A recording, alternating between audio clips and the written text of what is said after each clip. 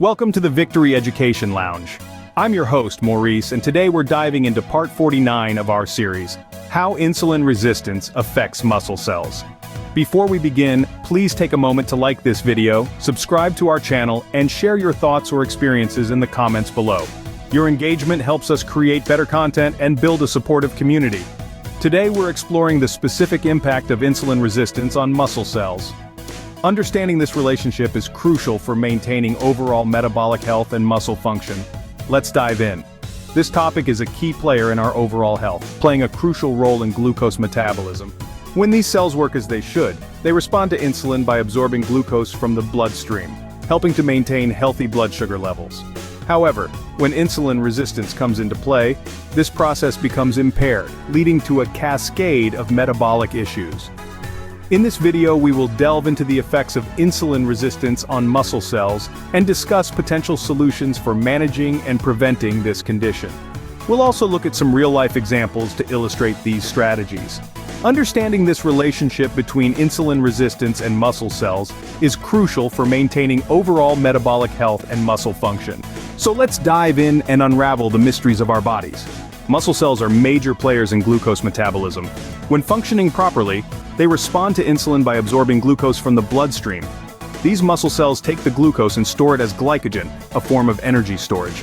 This reaction is essential in maintaining balanced blood sugar levels, keeping our bodies fueled and our energy levels stable.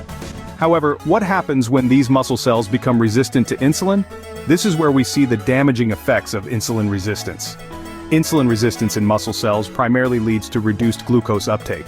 This means that the muscle cells are less responsive to insulin, resulting in less glucose being moved from the bloodstream into the cells. The consequence? High blood sugar levels, which can lead to further health complications if left unchecked. Secondly, we see a decrease in glycogen synthesis. Since less glucose is being absorbed into the muscle cells, there's less glucose available to be converted into glycogen. With less glycogen reserves, the body's energy storage is compromised. Then there's impaired protein synthesis. Protein synthesis is critical for muscle growth and recovery. In insulin resistance, the process of building new proteins is hindered, which can lead to muscle weakness and a slower recovery after physical activity. The fourth effect is increased muscle fatigue. Without sufficient glycogen and effective protein synthesis, muscles may tire out more quickly, impacting physical performance and endurance. Lastly, insulin resistance can alter muscle fiber composition. Our muscles are made up of different types of fibers, and insulin resistance can shift the balance, potentially leading to changes in muscle strength and function. So, insulin resistance doesn't just affect the way our bodies regulate blood sugar, it also has a significant impact on our muscle cells, affecting their ability to store energy, build and repair muscle tissue, and maintain optimal function. However, in insulin resistance, this process becomes impaired, leading to various metabolic issues. Now let's explore some solutions for managing and preventing insulin resistance in muscle cells, along with their pros and cons. First up is resistance training. This form of exercise increases muscle mass and insulin sensitivity. However, there's a risk of injury if not done properly, and it may require guidance from a fitness professional. Next, we have high-intensity interval training, or HIIT. This is an efficient way to improve insulin sensitivity and muscle metabolism. On the downside, it can be intense, and it's not suitable for everyone. Our third strategy is increased protein intake. Consuming more protein supports muscle protein synthesis and metabolic health, but this approach may be challenging for those with kidney issues. Fourth on our list is omega-3 fatty acid supplementation. This may improve muscle insulin sensitivity, but there can be potential side effects at high doses. Creatine supplementation is next. This can enhance muscle performance and potentially insulin sensitivity. However, it may cause water retention and is not suitable for everyone. The sixth strategy is intermittent fasting. This can improve insulin sensitivity and muscle metabolism, but it may be challenging to adapt to and is not suitable for all individuals. Moving on to adequate sleep. This supports muscle recovery and overall metabolic health. However, due to lifestyle factors, getting enough sleep may be difficult for some people. Our eighth strategy is stress management. This reduces cortisol, which can interfere with muscle insulin sensitivity, but it takes time to master and may require professional guidance. Next, we have berberine supplementation. This may improve insulin sensitivity in muscle cells, but it has potential interactions with medications, and more research is needed. Finally, we have metformin, which is to be taken under medical supervision. This can improve muscle insulin sensitivity, but it has potential side effects and requires a prescription. Each of these strategies has their own pros and cons, which should be considered before adopting any new regimen. It's important to remember that everyone's body reacts differently. What works well for one person might not work as well for another. As always, before starting any new dietary or exercise regimen, it's essential to consult with a healthcare provider. They can provide personalized advice based on your unique health history and current condition. Remember, managing insulin resistance is not about quick fixes or drastic measures. It's about making sustainable lifestyle changes that promote overall health. It's about understanding your body and providing it with what it needs to function optimally. So take the time to learn about these strategies, weigh their pros and cons, and decide which ones might be right for you. And remember, any positive change, no matter how small, is a step in the right direction. Each of these strategies has their own pros and cons, which should be considered before adopting any new regimen. Let's look at some real-life examples to illustrate these strategies. First, we have Sarah. At the age of 40, Sarah decided to take charge of her health and began a resistance training program. After 3 months of consistent training, she reported not only improved strength but also better control over her blood sugar levels. Next up, we have Mike.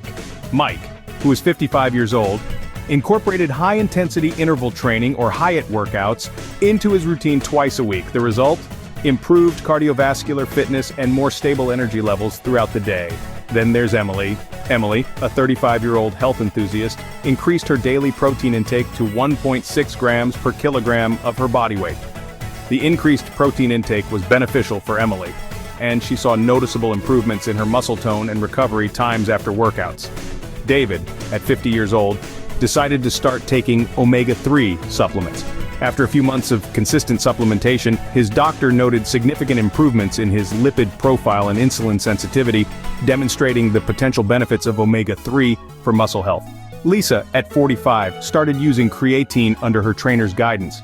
As a result of this, Lisa experienced increased strength and slightly better glucose control, showing how creatine can enhance muscle performance and potentially improve insulin sensitivity. Lastly, let's talk about John. At 60 years old, John adopted a 16/8 intermittent fasting schedule. Not only did he notice weight loss, but his insulin sensitivity also improved, demonstrating the potential benefits of intermittent fasting for metabolic health. Each of these individuals took different approaches to manage their insulin resistance. They tailored their strategies to their unique needs, preferences, and lifestyles. What worked for Sarah may not work for Mike or Emily, and that's okay. The key is to find what works best for you and stick with it.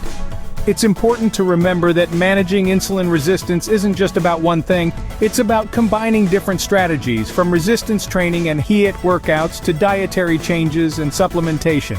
It's about making lifestyle changes that support overall metabolic health and muscle function. And most importantly, it's about consistency. Consistency is what makes the difference in the long run. As these examples show, managing insulin resistance effectively requires a combination of strategies tailored to individual needs. In conclusion, insulin resistance can have a significant impact on muscle cells, but there are several strategies to manage and prevent it. We've gone through how insulin resistance affects muscle cells, reducing their glucose uptake, impairing protein synthesis, and altering their composition. We've also discussed a variety of solutions that can help manage this issue. These include resistance training, high-intensity interval training, increasing protein intake, omega-3 fatty acid supplementation, creatine supplementation, intermittent fasting, adequate sleep, stress management, berberine supplementation, and metformin under medical supervision. Remember, every person is unique. What works for one may not work for another. We've also shared some real-life examples like Sarah's resistance training program, Mike's HIIT workouts, Emily's increased protein intake, David's omega-3 supplementation, Lisa's experience with creatine, and John's 16/8 intermittent fasting schedule. We hope these stories inspire you to take proactive steps in managing insulin resistance. Remember, it's never too late to take steps towards better health. Stay tuned for our next video where we'll continue to explore this important topic. Before we wrap up, I want to emphasize that the information in this video is for educational and entertainment purposes only. Any health-related decisions should be discussed with a licensed physician. Your health journey is unique, and professional guidance is crucial. Thank you for joining us in the Victory Education Lounge. Remember to like this video, subscribe to our channel, and share your thoughts or experiences in the comments below. Together, we can work towards better understanding and managing insulin resistance in muscle cells. This is Maurice, wishing you health and vitality.